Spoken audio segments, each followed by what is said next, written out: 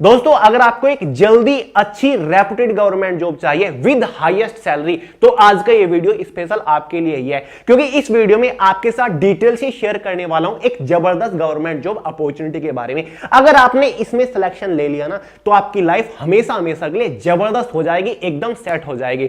जी हां दोस्तों, मैं बात कर रहा हूं यूपीएससी सीएपीएफ असिस्टेंट कमांडेंट के बारे में। हर साल यूपीएससी के थ्रू जो हमारी सेंट्रल आर्म पुलिस फोर्सेज है उनके अंदर असिस्टेंट कमांडेंट की पोस्ट के ऊपर एक अपॉर्चुनिटी निकलती है।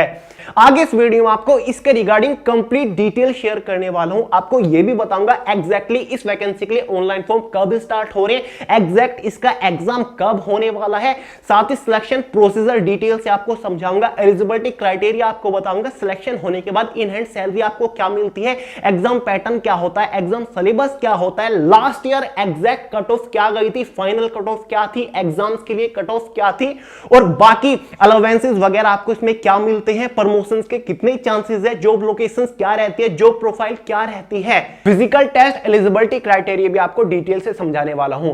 देखिए फ्रेंड्स, बहुत ही ग्रेट ग्रैंड अपॉर्चुनिटी है, ऑल इंडिया की अपॉर्चुनिटी है, मेल और फीमेल दोनों ही कैंडिडेट के लिए एकदम जबरदस्त अपॉर्चुनिटी होती है। तो चलिए फटाफट डिटेल से A to Z बात करते हैं इस अपॉर्चुनिटी के बारे में। तो फ्रेंड, जैसे कि मैंने आपको स्टार्टिंग बताया, ये अपॉर्चुनिटी हर साल UPSC union public service commission के थ्रू निकलती है, जो हमारी सीएपीएफ यानी कि सेंट्रल आर्म पुलिस फोर्सेज है, जिसमें हमारा सीआरपीएफ हो गया, सीआईएसएफ हो गया, बीएसएफ, एसएसबी, आईटीबीपी हो गया, ये हमारी पैरामिलिट्री फोर्सेज है। इनके अंदर असिस्टेंट कमांडेंट की पोस्ट के ऊपर ये अपॉर्चुनिटी हर साल निकलती है। बात कर लेते हैं टोटल नंबर ऑफ वैकेंसीज के बारे में। हर बार इसमें वैकेंसीज लगभग 250 से 350 के आसपास रहती थी, लेकिन लास्ट ईयर वैकेंसी थोड़ी कम निकली थी, लेकिन 2022 में वैकेंसी ज्यादा निकलने के चांसेस हैं। बात कर लेते हैं कि मैं आपको इस वैकेंसी के बारे में पहले क्यों बता रहा हूं। देखिए फ्रेंड्स, अपॉर्चुनिटी इतनी बड़ी है कि आपको अभी से तैयारी करना शुरू करना पड़ेगा, तब जाके बात बनेगी, तब जाके आप सिलेक्शन ग्रैब कर पाओगे। तो भाई वीडियो को तुरंत देखने के बाद मन बना लीजिए और तैयारी में जबरदस्त लग जाइए। वो मैं आपको बता रहा हूं कि कैसे कैसे आपको तैयारी करनी है, क्या क्या पढ़ना है, क्या इसका सिलेक्शन प्रोसीजर है पूरा। तो भाई सबसे पहले बात कर लेते हैं फॉर्म की डेट वगैरह, एग्जाम डेट वगैरह आपको आगे बताऊंगा। पहले एलिजिबिलिटी क्राइटेरिया के बारे में बात कर लेते हैं। बात कर लेते हैं इसकी फॉर्म फीस के बारे में। जनरल ओबीसी कैटेगरी वालों के लिए 200 फॉर्म फीस रखी जाती है। एसटी एससी फीमेल कैटेगरी के लिए कोई भी फॉर्म फीस यहां पर चार्ज नहीं की जाती। बात कर लेते हैं एलिजिबिलिटी क्राइटेरिया के बारे में। सबसे पहले एज लिमिट देखेंगे, उसके बाद एजुकेशन क्वालिफिकेशन देखेंगे। एज लिमिट इसमें जनरल कैटेगरी वालों के लिए मिनिमम 20 ईयर होती है, मैक्सिमम 25 ईयर होती है। एज जो आपकी कैलकुलेट होती है वो लगभग 1 अगस्त 2022 तक आपकी इस बार एज कैलकुलेट होगी, देख लीजिएगा। बात करते हैं एजुकेशन क्वालिफिकेशन के बारे में। अगर आपने कोई भी बैचलर डिग्री पास कर रखी हो, चाहे आपने बीए किया हो, बीएससी किया हो, बीबीए किया हो, बीसीए किया हो, कुछ भी बैचलर डिग्री के नाम पे किया है, तो आप इस अपॉर्चुनिटी के लिए एलिजिबल है, आप फॉर्म अप्लाई कर सकते हैं। अब आपका सवाल आएगा, क्या भैया अपियर कैंडिडेट इस वैकेंसी के लिए एलिजिबल है? देखिए, आपका फाइनल ईयर का रिजल्ट फॉर्म की लास्ट डेट से पहले आ जाना चाहिए, तो आप एलिजिबल है। फॉर्म की लास्ट डेट में आपको लास्ट में ही बताऊंगा। फाइनली बात कर लेते हैं सिलेक्शन प्रोसीजर के बारे में, यानी कि अगर आप इस वैकेंसी के लिए फॉर्म अप्लाई कर देते हो, फाइनल सिलेक्शन लेने तक, ज्वाइनिंग तक आपको किस किस स्टेज से होकर गुजरना पड़ेगा। तो इसका सिलेक्शन प्रोसीजर बेसिकली 3 स्टेजेस के ऊपर टिका हुआ है, जिसमें फर्स्ट स्टेज में आपका रिटन एग्जाम होगा, यूपीएससी के थ्रू एग्जाम होता है। अब भी इसका एग्जाम ऑफलाइन होता है, ओएमआर बेस्ड आपका एग्जाम होगा। जो आपका एग्जाम होगा वो 2 पार्ट में डिवाइड किया हुआ है, एक ही दिन होगा। डिटेल से समझाऊंगा आपको इसका एग्जाम पैटर्न। 450 मार्क्स का इसका पूरा एग्जाम होता है। सेकंड स्टेज में आपका physical efficiency test, physical standard test, यानी कि जिसमें आपकी रनिंग वगैरह होती है, गोला फेंक, शॉट पुट वगैरह सब कुछ होता है, लॉन्ग जंप भी होती है, वो भी मैं आपको बताऊंगा। साथ ही सेकंड स्टेज में आपका मेडिकल टेस्ट भी होगा, वो भी समझाऊंगा। ये केवल क्वालिफाइंग नेचर रहता है, इसके लिए कोई मार्क नहीं दिया जाएगा। इसके बाद आप थर्ड स्टेज में एंटर कर जाओगे, जो कि आपका होगा एक पर्सनैलिटी टेस्ट या फिर पर्सनल इंटरव्यू, जिसको हम बोल देंगे। 150 मार्क्स का होता है, डिटेल से समझाऊंगा। इंटरव्यू का नाम सुन के बिल्कुल भी घबराइएगा मत, क्योंकि इजी होता है, आप निकाल लोगे। मैं आपको बताऊंगा कैसे। तो ये 3 स्टेज होती है, उसके बाद फाइनल कट ऑफ बनती है 600 मार्क्स में से। आपको समझा दूंगा कि कैसे कैसे लगती है कट ऑफ, और लास्ट ईयर कट ऑफ क्या थी 2020 में। क्लियर है? बात कर लेते हैं भाई फर्स्ट स्टेज के बारे में। फर्स्ट स्टेज के बारे में आपको डिटेल से समझाऊंगा, पूरा मैंने चार्ट बना के रखा हुआ है आज। क्लियर है? तो भाई पेपर फर्स्ट होगा आपका, फर्स्ट स्टेज में एग्जाम होगा। इसमें आपके दो पेपर होंगे, एक को नाम दिया गया पेपर फर्स्ट और एक को नाम दिया गया पेपर सेकंड। पेपर फर्स्ट में जो आपका होगा उसको देख लीजिए। पेपर फर्स्ट आपको 250 मार्क्स का होने वाला है। दोनों पेपर एक ही दिन होंगे और ऑफलाइन एग्जाम होगा, यानी कि पेपर और पेन मोड होगा, ओएमआर बेस्ड होगा पेपर फर्स्ट। तो पेपर फर्स्ट आपका 250 मार्क्स का हुआ। इसमें आपका general ability and intelligence section पूछा जाएगा पेपर फर्स्ट में, समझ गए? General ability and intelligence. अब इसके अंदर क्या क्या सब्जेक्ट आ जाते हैं, इसके अंदर कौन कौन से टॉपिक आते हैं समझिएगा। इसके अंदर आपका जनरल मेंटल एबिलिटी आएगा, यानी कि इससे क्वेश्चन पूछे जाएंगे, जिसमें हमारा लोकल रीजनिंग से क्वेश्चन पूछे जाएंगे, जिसमें हमारा क्वांटिटेटिव एप्टीट्यूड भी इंक्लूड है, जिसमें हमारा न्यूमेरिकल एबिलिटी भी इंक्लूड है, और जिसमें हमारा डेटा इंटरप्रिटेशन से भी क्वेश्चन आएंगे, क्योंकि 250 मार्क्स का आ रहा है सेक्शन।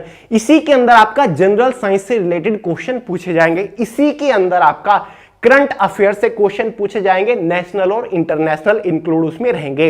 इसी के अंदर आपका इंडियन पॉलिटी और इकोनॉमिक्स से क्वेश्चन आएंगे, और इसी के अंदर आपका इंडियन और वर्ल्ड ज्योग्राफी से क्वेश्चन पूछे जाएंगे।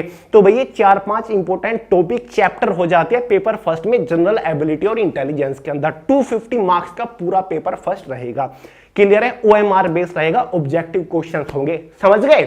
उसके बाद आपका उसी दिन पेपर सेकंड होने वाला है। ये भी पेपर पेन मोड है, ऑफलाइन एग्जाम है। पेपर सेकंड पूरी तरीके से डिस्क्रिप्टिव पेपर है, यानी कि आपको लिखना होगा। ये ऑब्जेक्टिव नहीं है, ये डिस्क्रिप्टिव पेपर है। ये आपका 200 मार्क्स का होने वाला है। पेपर सेकंड जो है वो 2 पार्ट में डिवाइडेड है, ठीक है? पार्ट 1 उसको बोला गया पेपर सेकंड, और पार्ट 2 उसको बोला गया। जो पार्ट फर्स्ट है हमारा वो 80 मार्क्स का होने वाला है। अब इसमें क्या होगा, पार्ट फर्स्ट में, पेपर सेकंड के पार्ट फर्स्ट में जनरल स्टडीज से क्वेश्चन आएंगे, सब्जेक्टिव क्वेश्चन होंगे, जिसमें आपको एक्सप्लेनेशन के साथ लिखना होता है, और ये 80 मार्क्स का है। जिसमें हमारा जनरल स्टडी, एसे और कंपैरिजन आएंगे, यानी कि हिस्ट्री वगैरह चैप्टर आएगा, ज्योग्राफी आएगा, पॉलिटी आएगा, इकोनॉमिक्स से क्वेश्चन आएंगे। ये ऑब्जेक्टिव नहीं है, आपको लिखना होगा, ठीक है? जो नेशनल मूवमेंट्स हुई है हमारी हिस्ट्री में, उनके बारे में लिखना होगा थोड़ा सा, ठीक है? ऐसे के तौर पर आपको लिखना होता है। ये 80 मार्क्स का सेक्शन है। यहां पर आप हिंदी में लिख सकते हो या फिर इंग्लिश में लिख सकते हो, आपकी चॉइस के ऊपर डिपेंड है। क्लियर है? पेपर सेकंड का ये पार्ट फर्स्ट है जो कि 80 मार्क्स का है। पेपर सेकंड का एक पार्ट 2 भी है जो कि 120 मार्क्स का है, क्योंकि पेपर सेकंड टोटल 200 मार्क्स का है, समझ गए?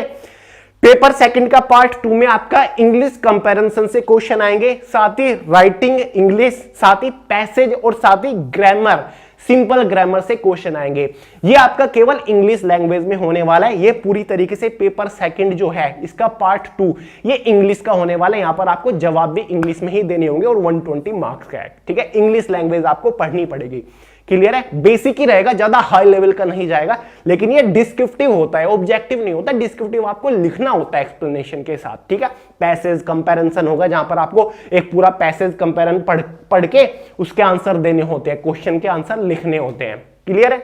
तो भाई ये आपका पूरा रिटन एग्जाम खत्म होता है, जो कि 450 मार्क्स का हो गया टोटल, क्योंकि पेपर फर्स्ट 250 मार्क्स का हो गया, पेपर सेकंड 200 मार्क्स का हो गया। अब यहां पर एक चीज समझने वाली है, आपने रिटन एग्जाम दिया, अब आप सेकंड स्टेज यानी कि पीएसटी फिजिकल स्टैंडर्ड टेस्ट और पीटी फिजिकल इफिशिएंसी टेस्ट में एंटर कैसे करोगे? जो आपने रिटन एग्जाम दिया उसके एक कट ऑफ बनती है, पेपर फर्स्ट की एक अलग कट ऑफ बनती है, और पेपर फर्स्ट और पेपर सेकंड दोनों की एक अलग कट ऑफ बनती है। 2020 में जो एग्जाम हुआ था वो कट ऑफ में आपको दिखाता हूं कि कितनी कट ऑफ गई थी, टोटल कितनी कट ऑफ गई थी, और पेपर फर्स्ट के लिए कितनी कट ऑफ गई थी। इससे आपका एक कॉन्सेप्ट क्लियर होगा। ये देखिए 2020 की कट ऑफ मैंने आपके सामने रखी है, कैटेगरी वाइज भी यहां पर रखी हुई है। जो पेपर फर्स्ट है हमारा 250 मार्क्स का था, मैंने आपको समझाया था, ठीक है? देखिए 250 मार्क्स में से पेपर फर्स्ट की जो जनरल कैटेगरी कट ऑफ गई थी वो अप्रोक्स 127 मार्क्स के आसपास 2020 की कट ऑफ रही है। ओबीसी के 126, एससी के 114 और एसटी कैटेगरी की 112 पेपर फर्स्ट की कट ऑफ गई है आउट ऑफ 250 मार्क्स में से। और सेकंड स्टेज में आप तब एंटर करोगे जब पेपर फर्स्ट और पेपर सेकंड की दोनों की कंबाइंड कट ऑफ बनेगी, आप उसको क्वालिफाई कर लोगे। तो कंबाइंड कट ऑफ कितने में से बनेगी? क्योंकि टोटल जो रिटन एग्जाम था वो 450 मार्क्स का था, 450 मार्क्स का था। तो टोटल पेपर फर्स्ट और पेपर सेकंड की जो कट ऑफ बनी वो 2020 में भी 450 मार्क्स में से बनी। तो देखिए टोटल कट ऑफ कितनी रही। जनरल कैटेगरी की क्वालिफाइंग कट ऑफ 209 यानी कि 209 मार्क्स रही, ठीक है? 450 में से 209 मार्क्स। जो एक एवरेज स्टूडेंट है ना, जो सीरियस है, एक अच्छी गवर्नमेंट जॉब लेने के लिए सीरियसनेस के साथ प्रिपरेशन कर रहा है, डेडिकेशन के साथ प्रिपरेशन कर रहा है, चुटकियों में एग्जाम को क्वालिफाई कर लेगा, ठीक है, क्योंकि कट ऑफ इतनी हाई नहीं जाती। जनरल कैटेगरी की 450 में से 209 कट ऑफ गई थी, ओबीसी की भी 209 ही कट ऑफ थी, पेपर फर्स्ट पेपर सेकंड की मिला के, एससी की भी 192 कट ऑफ थी और एसटी कैटेगरी की भी 192 कट ऑफ ये रही थी, ठीक है। पेपर सेकंड के ऊपर फिलहाल आप फोकस करिए। अब फाइनल कट ऑफ के बारे में भी आप जानना चाह रहे हो कि भैया फाइनल सिलेक्शन के लिए सभी स्टेज को मार्क्स को मिलाकर कट ऑफ कितनी गई थी, वो मैं आपको आगे बताऊंगा, क्योंकि आगे अभी कुछ स्टेजेस बची हुई हैं। क्लियर है? पहले आगे बात कर लेते हैं, ठीक है। इस कट ऑफ, ये कट ऑफ रही थी नेक्स्ट ईयर इसी के आसपास रहेगी ऑब्वियसली, अगर उतनी ही वैकेंसी निकली। लास्ट 2020 में 159 वैकेंसी थी टोटल, तो ये कट ऑफ आपके सामने मैंने रखी, ठीक है।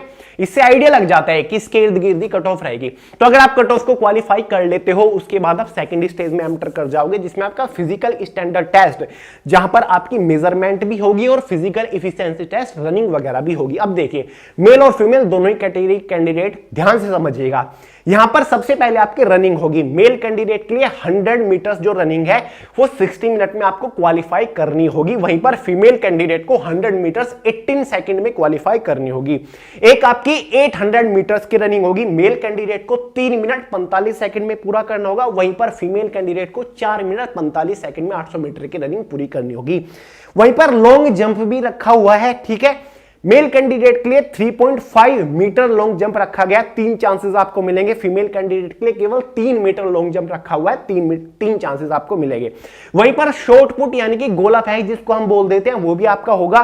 मेल कैंडिडेट के लिए जो शॉर्ट पुट है वो आपको 7.5 मीटर्स लंबाई में फेंकना होगा, और जो शॉर्ट पुट यानी कि गोले की जो वेट होगा वो लगभग 7.26 किलोग्राम्स होगा। फीमेल कैंडिडेट के लिए शॉर्ट पुट नहीं होगा, ठीक है, केवल मेल कैंडिडेट के लिए। तो आपका पीईटी पीएसटी होने वाला है। ये केवल क्वालिफाइंग नेचर है, इसके लिए आपको कोई भी मार्क्स प्रोवाइड नहीं किए जाएंगे। अगर आपने क्वालिफाई कर लिया, उसके बाद आपका मेडिकल टेस्ट होगा। मेडिकल टेस्ट जैसे कि नॉर्मली होता है, इसी तरीके का आपका मेडिकल टेस्ट होगा। एक बार गूगल के ऊपर सर्च कर लीजिएगा कि यूपीएससी सीएपीएफ असिस्टेंट कमांडेंट के मेडिकल टेस्ट में क्या क्या होता है, आइज वगैरह कितने मांगते हैं, क्योंकि बहुत सारे पॉइंट्स होते हैं। अगर एक एक पॉइंट बताने लग गया तो वीडियो बहुत लेंथी हो जाएगी, ठीक है। मेडिकल टेस्ट भी क्वालिफाइंग नेचर होता है, उसके लिए भी कोई मार्क आपको प्रोवाइड नहीं किया जाएगा। अगर आप पीईटी पीएसटी क्वालिफाई कर लेते हो, उसके बाद आप एंटर कर जाओगे थर्ड स्टेज के अंदर, जिसमें आपका एक इंटरव्यू और पर्सनैलिटी टेस्ट होने वाला है। पर्सनैलिटी टेस्ट, ठीक है, ज्यादा बड़े लेवल का नहीं होगा, एनडीए सीडीएस लेवल का नहीं होता ऑब्वियसली, ठीक है। एक पर्सनल इंटरव्यू के तौर पर ये आपका होगा। जैसे ही आप एग्जाम दे दो, फिजिकल में एंटर कर जाओ, तो भाई इंटरव्यू की तैयारी शुरू करने लग जाएगा। यूट्यूब के ऊपर बहुत सारी वीडियोस पड़ी हुई हैं, ठीक है, जहां पर प्रैक्टिस देते हैं इस चीज की, तो वहां से ही आपकी बात बन जाएगी। आपको कोई खास क्लासेस ज्वाइन करने की जरूरत नहीं पड़ेगी। जो आपका पर्सनल इंटरव्यू होगा वो 150 मार्क्स का होगा, ठीक है, सिंपल इंटरव्यू रहेगा, घबराने की जरूरत नहीं है। 150 मार्क्स होगा इंटरव्यू। अगर आप क्वालिफाई कर लेते हो, फाइनली बारी आती है फाइनल मेरिट लिस्ट की, यानी कि फाइनल सिलेक्शन की। फाइनल सिलेक्शन जो आपका होगा वो आपका रिटन एग्जाम में जो मार्क्स आए और साथ ही इंटरव्यू में जो मार्क्स आए, उन दोनों मार्क्स को कंबाइंड करके आपकी फाइनल कट ऑफ बनेगी, जिसके बेसिस पर आपका सीएपीएफ असिस्टेंट कमांडेंट की पोस्ट के ऊपर सिलेक्शन होगा। 600 मार्क्स में से बनेगी, क्योंकि रिटन एग्जाम 450 मार्क्स का था और इंटरव्यू कितने का था, 150 मार्क्स का था, तो टोटल कितना हो गया, 600। तो फाइनल जो कट ऑफ बनेगी वो 600 मार्क्स में से बनेगी। अब 2020 की फाइनल कट ऑफ तो अभी तक आई नहीं, लेकिन 2018 वाली जो फाइनल कट ऑफ है वो मैं आपको दिखा सकता हूं कितनी है। मैं आपको यहां पर लिख देता हूं, ठीक है। 2018 की फाइनल कट ऑफ क्या रही थी 600 में से, ये देखिए 600 में से 2018 की फाइनल कट ऑफ आपके सामने लिख रहा हूं। 2018 की आउट ऑफ 600, ठीक है। फाइनल कट ऑफ तो ऑब्वियसली 600 मार्क्स में से बनेगी। 2018 की जो कट ऑफ थी वो आपकी 282 जनरल कैटेगरी वालों की थी, ओबीसी वालों के लिए 281 थी, एससी वालों के लिए 255 थी और एसटी वालों के लिए 251। ये फाइनल कट ऑफ बनी थी आपकी 600 मार्क्स में से 2018 की। क्लियर है? 600 मार्क्स में से याद रखेगा ये फाइनल कट ऑफ। अब आपको लग रहा हो कि भैया कट ऑफ तो कोई खास ज्यादा नहीं जाती, 600 मार्क्स में से जनरल वालों के लिए 282, बिल्कुल यार, आपको बस मेहनत ज्यादा करनी पड़ेगी, ठीक है। कंपटीशन बढ़िया लेवल का होता है और एग्जाम भी बढ़िया लेवल का आता है, ठीक है। हवा हवा में नहीं होता, एसएससी एमटीएस की तरह नहीं होता, सीएचएसएल की तरह नहीं होता कि कट ऑफ बहुत ज्यादा जा रही है। कट ऑफ तो ज्यादा नहीं जाती, लेकिन भाई कट ऑफ कम इसलिए रह जाती है क्योंकि काफी लोग परफॉर्मेंस बहुत अच्छी खासी नहीं दिखा पाते इस एग्जाम में। बहुत बड़े लेवल का एग्जाम होता है, असिस्टेंट कमांडेंट की पोस्ट छोटी मत समझिएगा। तो भाई ये आपकी कट ऑफ हो गई, स्क्रीनशॉट ले लीजिएगा। अब बात कर लेते हैं सैलरी वगैरह के बारे में, अलाउंसेस वगैरह के बारे में, प्रमोशंस के चांसेस क्या क्या है, एग्जाम सेंटर्स कहां कहां पर होते हैं। ऑल इंडिया की वैकेंसी, ऑब्वियसली ऑल इंडिया में हर स्टेट के अंदर एग्जाम सेंटर्स है, जहां पर आप एग्जाम सेंटर चूज करोगे आपके स्टेट में ही आपके आसपास एग्जाम सेंटर आपको देखने को मिल जाएगा।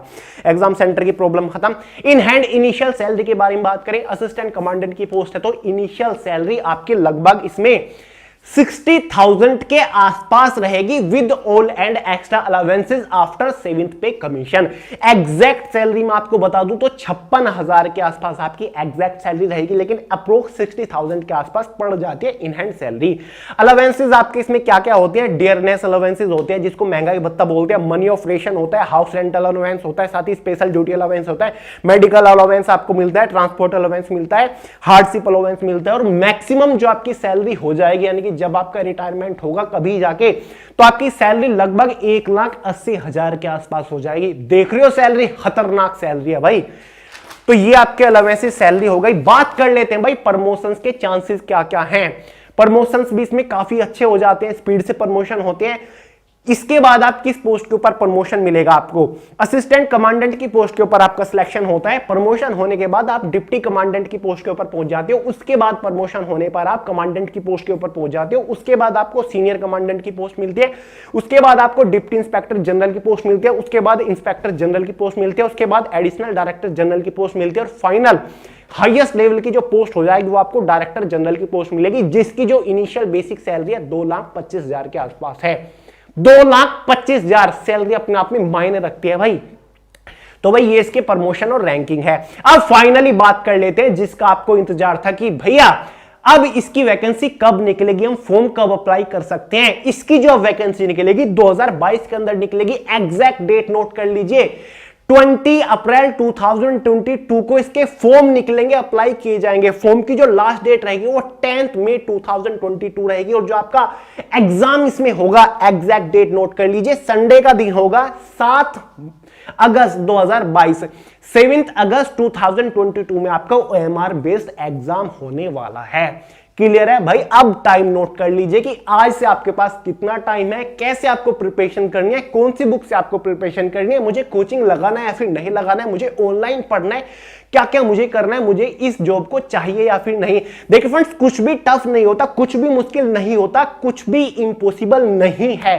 सब कुछ पॉसिबल है अगर आपके अंदर डेडिकेशन है, डिटर्मिनेशन है ना, तो आप यार कुछ भी कर सकते हो। बस थोड़ी सी मेहनत की जरूरत पड़ेगी, खुद के ऊपर कॉन्फिडेंस की जरूरत पड़ेगी, ठीक है, तब जाके बात बनेगी। भाई हाथ पैर तो मारने पड़ेंगे अगर आपको कुछ बड़ा चाहिए। और हमेशा बोलता हूं यार, अपने लिए कोई बड़ा गोल सेट करो, तभी तो अचीव करने में मजा आएगा। जब तक आपके सामने चैलेंजेस नहीं आएंगे आप लाइफ का कर ही क्या लोगे।